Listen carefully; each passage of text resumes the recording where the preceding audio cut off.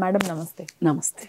Madam నిన్న రాఖీ సందర్భంగా బాలకృష్ణ ఇంట్లో నందమూరి అలానే నారా ఫ్యామిలీ అంతా గెట్ టుగెదర్ అయ్యి రాఖీ సెలబ్రేషన్స్ చేసుకోవటం చూసాము. వీడియో కూడా బాగా వైరల్ అవుతోంది.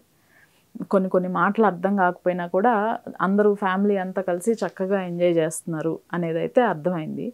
దీనిపైన కూడా ట్రోల్స్ రావటం కూడా చూసాము. ఎలా చూడాలంటారు దీన్ని? అది ఒక సంగతి. ఇంకొక కుటుంబం ఉంది, జగన్మోహన్ రెడ్డి కుటుంబం. ఆయనకి 2 చెల్లెళ్ళు ఉన్నారు. ఒక చెల్లి సొంత చెల్లి, ఇంకొక చెల్లి చిన్న ఆయన కూతురు. మరి ఇవాళ సొంత చెల్లి రాఖీ కట్టదు, చిన్న ఆయన కూతురు రాఖీ కట్టదు. ఆ పరిస్థితిలో జగన్మోహన్ రెడ్డి వెళ్ళాడు. ఎందుకు వెళ్ళాడు మరి? ఇంత దుస్థితి ఎందుకు వచ్చింది జగన్మోహన్ రెడ్డికి? అంటే చెల్లితో సరిగా సంబంధ బాంధవ్యాలు లేకపోవటం వల్ల ఇదంతా జరిగింది. ఈ సంబంధ బాంధవ్యాలు ఎందుకు లేవు అనుకుంటే డబ్బు. ఇక్కడ కవిత జైలుకి వెళ్ళింది డబ్బు కోసమే, ఇక్కడ చెల్లి దూరమైంది డబ్బు కోసమే. చెల్లెలు బహుశా కొన్ని గంటల ప్రయాణ దూరంలో, ఆమె హైదరాబాద్లో ఉంటే కొన్ని గంటలు పట్టచ్చు, ఆంధ్రప్రదేశ్లో ఉన్న 1 గంట 2 గంటల్లో వచ్చి అన్నకు వచ్చి చెల్లెలు రాఖీ కట్టచ్చు. ఇంతకుముందు ప్రతి సంవత్సరం కట్టేది. మరి ఇప్పుడు కట్టకపోవటానికి జగన్మోహన్ రెడ్డి స్వార్థమే కదా, డబ్బు ఆశే కదా. అసలు వాళ్ళిద్దరి మధ్యలో దేనికోసం వైరం ఉంది? ఆస్తుల గురించే కదా. ఆమె ఏమి పెద్దగా పొలిటికల్ యాస్పిరేషన్ ఉన్న మనిషి కాదు. వాళ్ళ అన్నయ్య ఏం చెప్తే అది చేసింది. ఇప్పుడు నడువమ్మ అంటే నడిచింది, ఆగమ్మ అంటే ఆగింది, మళ్ళీ నడువమ్మ అంటే నడిచింది, ఆగమ్మ అంటే ఆగింది. ఒక జగనన్న వదిలిన బాణంగా ఉంది తప్పితే నేను ఒక బాణాన్ని వస్తున్నాను అని ఆమె ఏ రోజు ఇండికేషన్ ఇవ్వాల. కానీ ఇప్పుడు ఎందుకు ఇచ్చింది ఆ ఇండికేషను?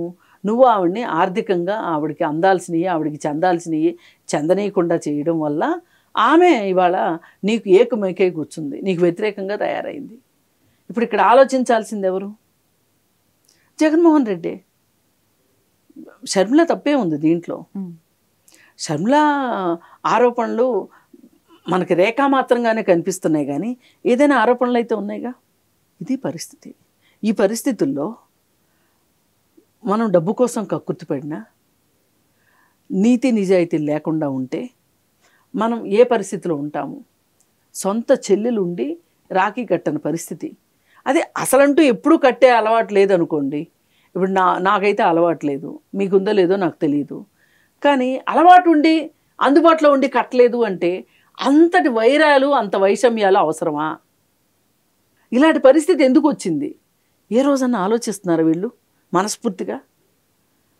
అసలు ఎంత తగాదా అయినా సరే మనస్ఫూర్తిగా నేను ఈ తగాదాలోంచి బయటకు రావాలి అనుకుంటే పరిష్కారం ఉంటుంది. కానీ సమస్యలోంచి బయటికి రావద్దు అనుకునే వాళ్ళకి పరిష్కారాలు ఉన్న కంటికి కనిపించిన వాళ్ళు చేయరు. ఇక్కడ స్టోరీ అదే.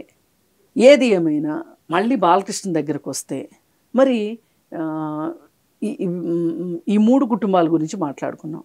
బయట కూడా ఎవరైనా సరే బంధుప్రీతి ఉండి తప్పు చేసిన బంధువులను సమర్థించమని చెప్పను, కానీ ఉన్న చుట్టాల వరకు మనకి కాస్త మన వేవ్ లెంగ్త్ మనం వాళ్ళు కూర్చుంటే కంఫర్టబుల్గా ఉంటుంది అని అనుకున్న పరిస్థితుల్లో అలాంటి స్నేహాలను కానీ చుట్టరికాలను కానీ ఎవరు దయచేసి వదులుకోవద్దు. ఇప్పుడు ఈ భూమి మీద మనము ఒక 1000 ఏళ్ళు ఉండటానికి రాలా, ఉండేది 60 ఏళ్ళు 70 ఏళ్ళు 80 ఏళ్ళు. ఈ కాలంలో కూడా మళ్ళీ డబ్బు కోసమో, లేకపోతే ఈగో కోసమో, లేకపోతే కక్కుర్తి రాజకీయంలో ఎదగొద్దనో, లేకపోతే బిజినెస్లో నష్టపోవాలనో మనం వేరే వాళ్ళతోటి మనం ప్రవర్తించే తీరే మనకు శత్రువులు ఎక్కువ మందిని తీసుకొచ్చి పెడుతుంది. అందుకని సాధ్యమైనంత వరకు చక్కగా ఆరోగ్యకరమైన సంబంధాలను కొనసాగిస్తూ పండుగలు వచ్చినప్పుడు సంతోషంగా ఉండాలని కోరుకుందాము. ఏది ఏమైనా ఆ కుటుంబాన్ని చూసి ఎవరైనా నేర్చుకోవచ్చు.